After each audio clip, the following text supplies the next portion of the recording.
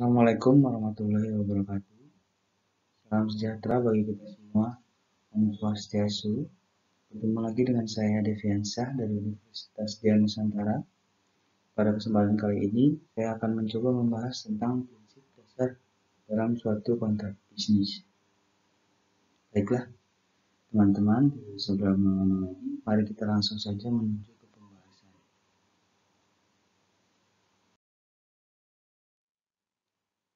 Asas dasar kontrak bisnis.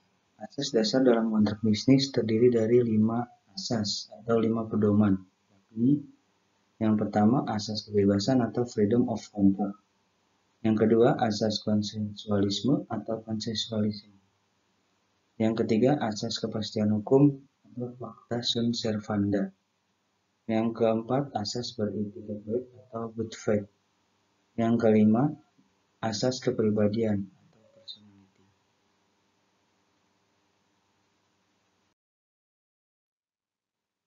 Yang pertama akan kita bahas adalah asas kebebasan atau freedom of contract. Asas kebebasan dalam berkontrak artinya setiap orang, siapapun pada umumnya bebas membuat kontrak bisnis tentang apapun dan dengan siapapun. Kebebasan berkontrak ini tentunya bukan kebebasan yang mutlak karena bagaimanapun undang-undang masih membatasinya. Misalnya, kontrak bisnis harus dibuat berdasarkan syarat-syarat sahnya sesuai dengan KUH Perdata pasal 1320. Asas kebebasan berkontrak ini dijamin dalam pasal 1338 KUH Perdata ayat 1 yang berbunyi, setiap perjanjian yang dibuat oleh para pihak secara sah akan berlaku sebagai undang-undang bagi mereka yang membuatnya. Semua perjanjian maksudnya tentang perjanjian apapun, baik yang ketentuannya sudah ada dalam undang-undang maupun yang belum ada. Dari prinsip ini kita diberi kebebasan untuk membuat kontrak dan menentukannya sendiri.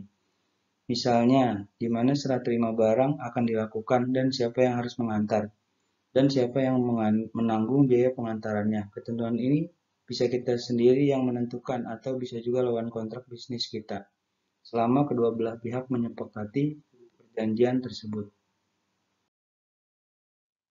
Yang kedua, asas konsensualisme atau konsensualisme.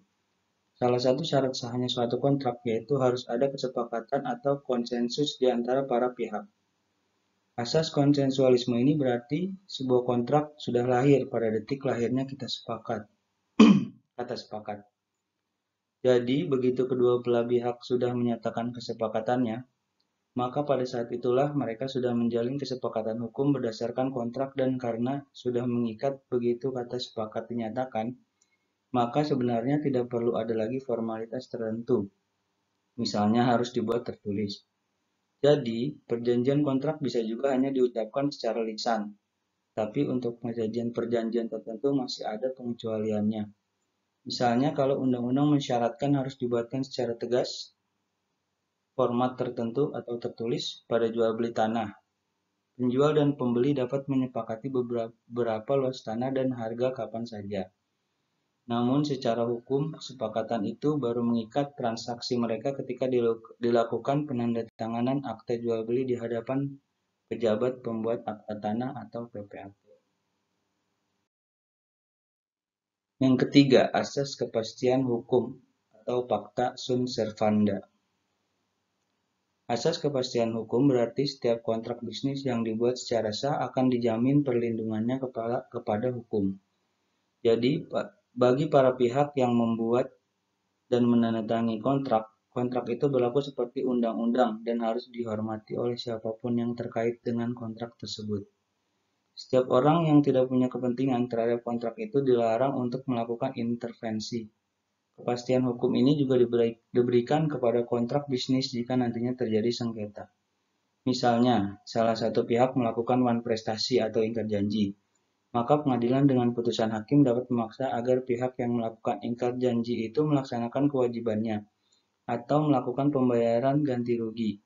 Jadi, putusan pengadilan ini merupakan jaminan bahwa hak dan kewajiban para pihak dalam kontrak dilindungi oleh hukum. Yang keempat, asas beritikat baik atau good faith.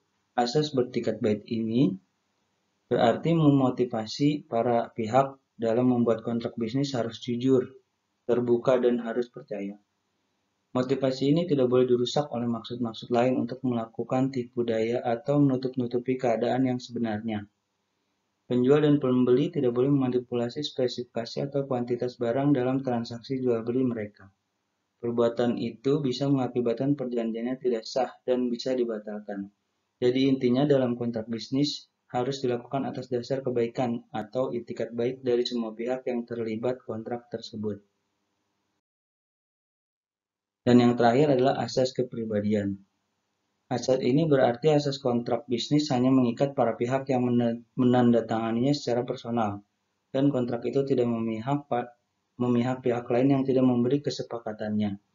Jadi secara prinsip, seseorang hanya boleh mewakili dirinya sendiri dan tidak bisa mewakili orang lain dalam pembuatan kontrak. Sebagai contoh, karena dalam kontrak hanya berlaku bagi pihak yang membuatnya sendiri, maka seorang pembeli hanya bisa mewakili dirinya sendiri untuk membeli sebuah barang. Dia tidak bisa mengikatkan orang lain untuk mendapatkan barang itu. Kecuali ada pemberian kuasa, maka orang itu dapat mewakili orang lain. Demikianlah pembahasan saya ini mengenai prinsip-prinsip atau asas-asas dalam kontrak bisnis. Semoga dapat bermanfaat umumnya bagi kita semua dan khususnya buat saya sendiri. Dan yang terakhir, apabila ada kata-kata yang kurang berkenan, saya mohon maaf. Sampai bertemu lagi di lain kesempatan. Wassalamualaikum warahmatullahi wabarakatuh. Terima kasih. Bye-bye.